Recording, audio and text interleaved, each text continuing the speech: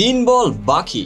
হ্যাঁ, ঠিক 3 বল বাকি থাকতেই দিল্লি ক্যাপিটালস শেষ মুহূর্তে ম্যাচ জিতে নেয়। আজকের এই আইপিএল নাটকে আমরা একেবারে নাটকীয় মোড়, রেকর্ড ভাঙা মুহূর্ত এবং দলের মধ্যে চালাক কৌশলের গল্প তুলে ধরব, সবকিছুই একসাথে। আজকের ম্যাচে লখনউ সুপার জায়ান্টস ও দিল্লি ক্যাপিটালসের মধ্যে জয়লাভের যুদ্ধ চলছিল। ম্যাচের শুরু থেকেই দুই পক্ষেই ছিল সম্পূর্ণ আগ্রাসী, কিন্তু ম্যাচের বাক পরিবর্তনের মুহূর্তগুলো ছিল একেবারে কল্পনাতীত। আমরা দেখেছি কিভাবে ক্যাপিটালসের নিরলস কৌশল, দ্রুত রিভিউ এবং টাইম আউটের সঠিক ব্যবহার শেষ মুহূর্তে জয় এনে দেয়, যখন লখনউ সুপার জায়ান্টস ছিল তাদের রেকর্ড ভাঙার স্বপ্ন নিয়ে। প্রথমে লখনউ সুপার জায়ান্টসের পক্ষ থেকে আমরা দেখতে পাই ম্যাচের শুরুতে আক্রমণাত্মক ব্যাটিং। মার্কড innings. Aiden Markram, Mitchell Marsh ও নিকোলাস পোরান তিনজনে ছিলেন দলের শক্তি। তাদের ত্বরিত স্কোরিং ও নিরলস আক্রমণ দলের জন্য অত্যন্ত গুরুত্বপূর্ণ ছিল। কৌশলগত টাইম আউট ও রিভিউ। ম্যাচের মাঝামাঝি সময়ে কৌশলগত টাইম আউটের মাধ্যমে লখনউ সুপার জায়ান্টস ও ক্যাপিটালস উভয়েরই নিজেদের পরিকল্পনা তাজা করে নেন। বিশেষ করে ডিএআরএস রিভিউর দুপক্ষের নির্ভুল সিদ্ধান্ত এবং তাৎক্ষণিক সমন্বয় দেখতে পাওয়া গেল।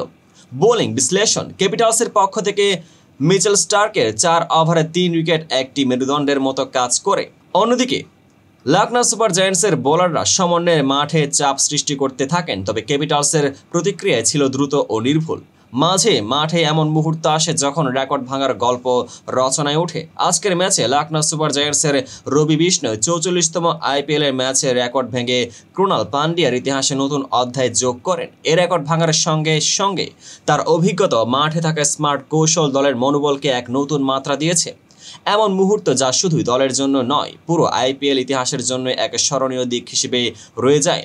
ম্যাচের সবথেকে নাটকীয় মুহূর্তটি ছিল যখন মাত্র 3 বল বাকি থাকতেই ক্যাপিটালস তাদের শেষ জয়ের স্বপ্নকে বাস্তবে রূপ দেয়। মাঠে উত্তেজনা ও চাপ। শেষ ওভারে যখন ক্যাপিটালসের ব্যাটসম্যানরা উত্তেজনা ও চাপ উভয় মোকাবেলা করছিল, তখন দলের মনোবল ও কৌশলগত সিদ্ধান্তগুলো ছিল একেবারে নির্ভুল।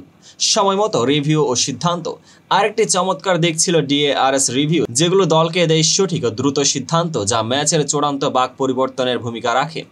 এইসব মিলিয়ে ক্যাপিটালসের জয়ের পেছনে ছিল একটি সুসংগঠিত টিম ও তাদের সঠিক সময়ে নেওয়া কৌশলগত পদক্ষেপ।